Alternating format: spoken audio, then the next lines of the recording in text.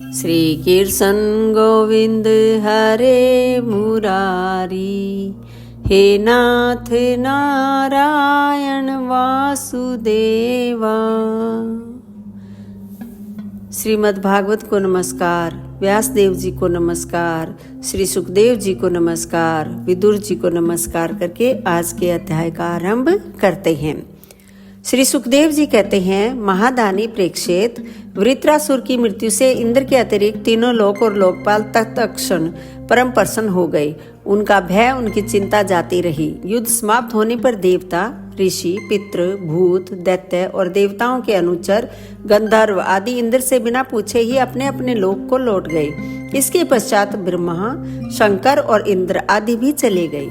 राजा परीक्षित ने पूछा, भगवान, मैं देवराज इंद्र की अप्रसन्नता का कारण सुनना चाहता हूँ।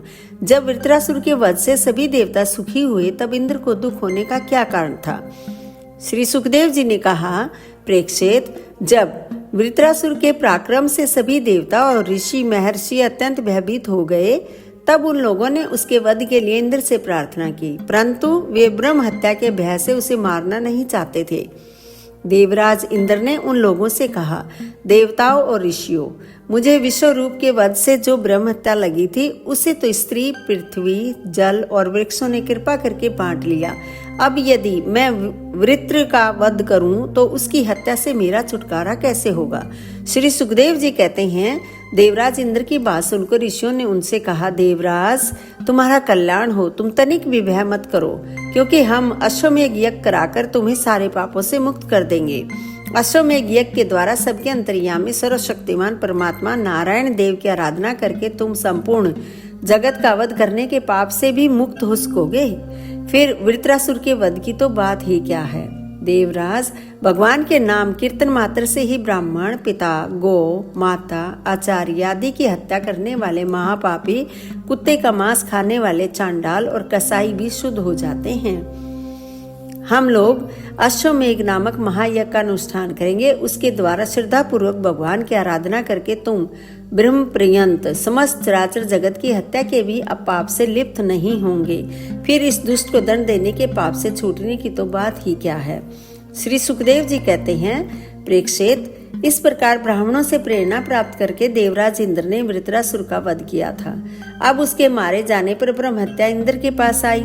उसके कारण इंद्र को बड़ा क्लेश, बड़ी जलन सहनी पड़ी।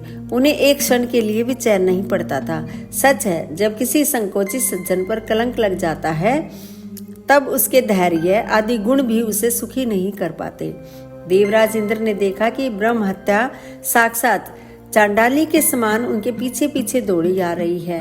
बुढ़ापे के कारण उसके सारे अंग कांप रहे हैं और क्षय रोग से सता रहा है। उसके सारे वस्त्र खून से लथपथ हो रहे हैं। वह अपने सफेद सफेद बालों को बिखेरे ठहर जा, ठहर जा, इस प्रकार चिल्लाती आ रही है। उसके श्वास के साथ मछली की सी दुर्गंध आ रही है, जिसके कारण मार्ग भी दूषित होता जा रहा है। राजन, देवराज इंद्र उसके भय से दिशाओं और आकाश में भागते फिरे। अंत में कहीं भी शरण न मिलने के कारण उन्होंने पूर्व और उत्तर के कोने में स्थित मानसरोवर में शीघ्रता से प्रवेश किया।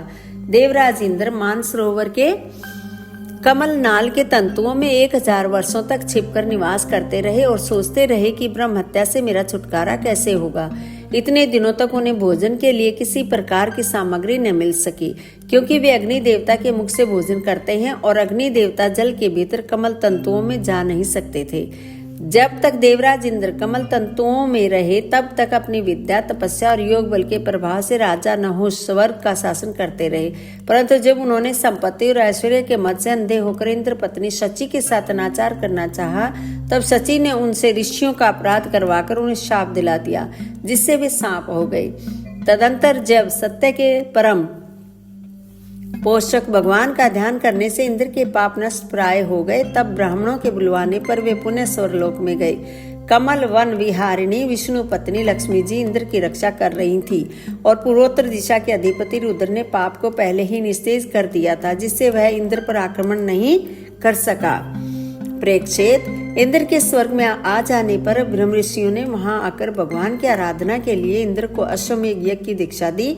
उनसे अश्वमेध यज्ञ कराया। जब वेदवादी ऋषियों ने उनसे अश्वमेघ यज्ञ कराया तथा देवराज इंद्र ने उस यज्ञ के द्वारा सर्वदेव स्वरूप पुरुषोत्तम भगवान की आराधना की, तब भगवान की आराधना के प्रभाव से वृत्रासुर के वध की वह बहुत बड़ी पाप राशि इस प्रकार भस्म हो गई जैसे सूर्योदय से कोहरे का नाश हो जाता है। जब मरीचि आदि मुनीश्वरों ने उनसे विधि पूर्वक अश्वमेध यज्ञ कराया, तब उसके द्वारा सनातन पुरुष यज्ञपति भगवान की आराधना करके इंद्र सब पापों से छूट गए और पूर्ववत फिर पूजनीय हो गए। प्रेक्षित, इस श्रेष्ठ आख्यान में इंद्र की विजय, उनकी पापों से मुक्ति और भगवान के प्यारे भक्त वृत्रासुर का वर्णन हुआ है। इसमें तीर्थों को भी तीर्थ बनाने वाले भगवान के अनुग्रह आदि गुणों का संकीर्तन है। यह सारे पापों को धो बहाता है और भक्ति को बढ़ाता है। बुद्धिमान पुरुषों को चाहिए कि वे इस इंद्र संबंधी आख्यान को सदा सर्वदा पढ़ें और सुनें। विशेषतः पर्वों के अवसर पर तो अवश्य ही इसका सेवन करें। यह धन और यश को बढ़ाता है, सारे पापों से छुड़ाता है, शत्रु पर विजय प्राप्त कराता है तथा आयु और मंगल की अभिवृद्धि करता है। दोस्तों, यहाँ पर यह अध्याय समाप्त होता है। आप मेरे वीडियो रोजाना देख रहे हो, लाइक कर रहे हो, शेयर कर रहे हो, उसके लिए आपका बहुत बहुत धन्यवाद।